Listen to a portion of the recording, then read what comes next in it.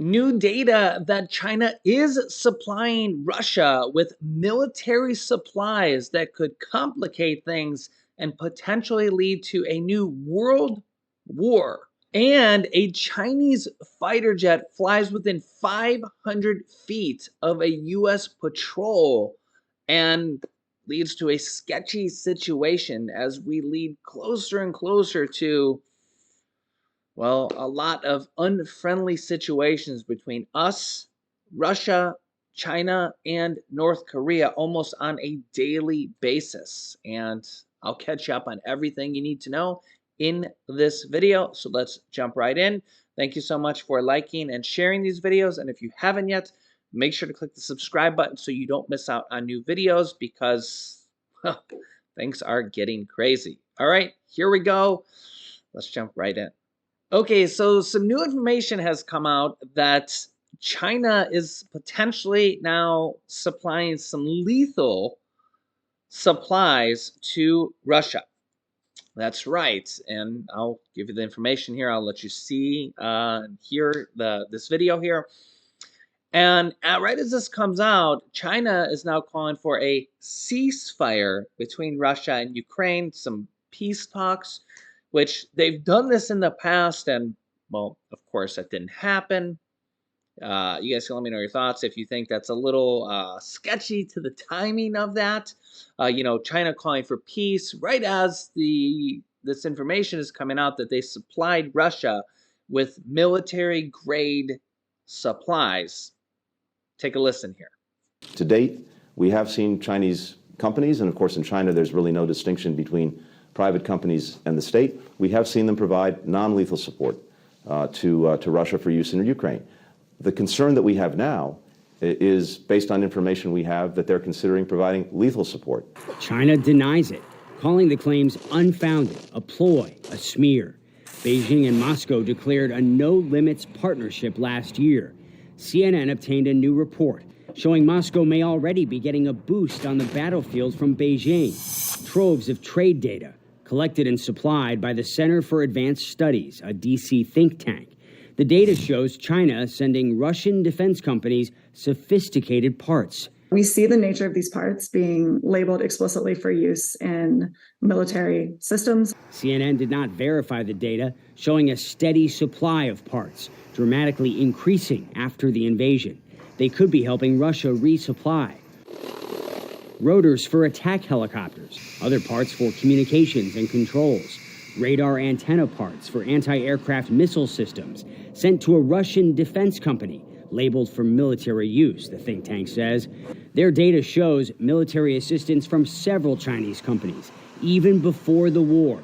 Dual-use aircraft, radar, and lab equipment flowing into Russia 268 times, shipped by Polygroup or its umbrella company Poly Technologies, a state-backed Chinese arms manufacturer. CNN contacted Polygroup for comment, along with several other Chinese companies shown in the data. So far, no response.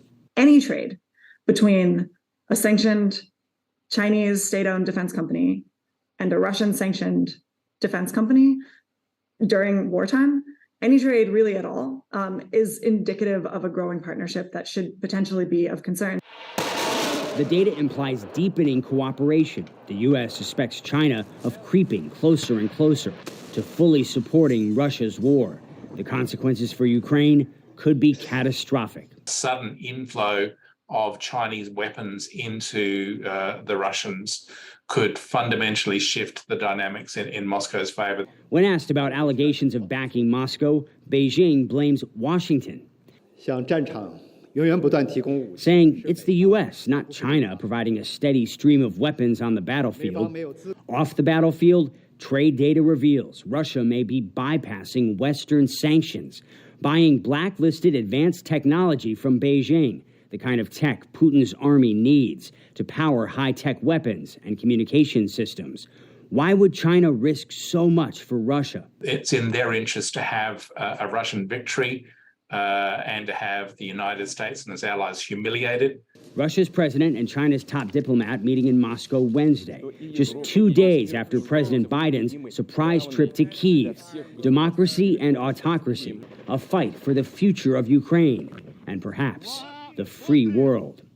The Chinese foreign minister made that high-profile visit to Moscow just before the one-year anniversary of Russia's invasion of Ukraine, and that meeting is widely believed to be a precursor for a meeting in the coming months between Chinese President Xi Jinping and Russian President Vladimir Putin. What exactly they're going to discuss remains an open question, whether it's China's widely publicized peace plan or something else. But what is clear is that this cooperation, this tie between Russia and China remains rock solid. The world's two largest authoritarian powers, both nuclear armed. Kate? Well, thank you so much. And CNN has reached out to Russia for comment on this report, but hasn't gotten a response. Kremlin spokesman Dmitry Peskov pushed back on reports of ammunition shortages, though, telling the Wall Street Journal this, that Russia has enough technological potential to ensure its security and conduct the special military operation. This potential is constantly being improved. Yeah, so let me know your thoughts on this. This is very specific information and data. They have data that shows that China shipped 268 very specific military shipments from China to Russia. Yeah, so guys can let me know your thoughts here on this. And the question here, will more of this be found? Now, don't get us wrong. The United States is shipping military equipment to help Ukraine fend off an invader. But the question here is China going to help Russia, the aggressor, who is invading another country? Because if that happens, it complicates the situation and would make the United States and NATO countries sanction China. And that would further push China onto Russia's side and could then further complicate things like us sanctioning China and possibly sanctioning them as far as saying, okay, you can no longer ship any goods into the United States at all.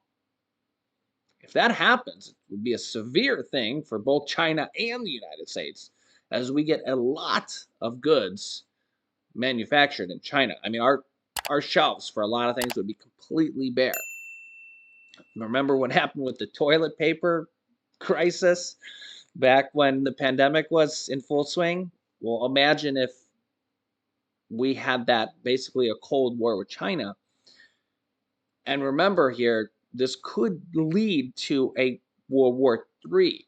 I'm not saying it will, but Russia and China and North Korea are basically all siding with each other right now. So, especially if we find out that they're shipping military parts and military weapons and supplies to Russia, and basically puts them on one side and us on the other side. So, yeah, you guys can let me know your thoughts here on this. In addition to this, we just had a Chinese fighter jet flying within 500 feet of a U.S. patrol over the South China Sea. Take a look at this footage.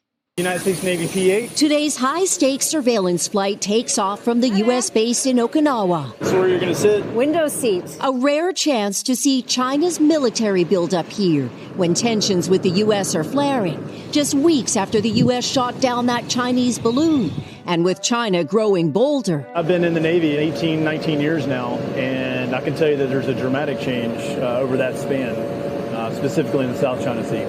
How? The buildup of runways, hangars. We fly through international airspace between the Philippines and Taiwan out toward the South China Sea, where the PLA, China's military, soon makes its presence known. We're over the South China Sea, and that is a Chinese J-11 fighter, and he's flying right beside us. You see both a pilot and then a weapon system officer in the back. They're armed with some air-to-air weapons. And these are happening more often. Yes. The Chinese jet shadowed from 500 feet off the wing for over an hour. The Navy says this encounter was professional, but that the PLA has been more aggressive. Is it typical to have the sort of encounters that we saw today with PLA? It is. An intercept on the wing is It's a typical Friday for us. The U.S. flies patrol aircraft like this on most days, equipped with powerful cameras and surveillance gear.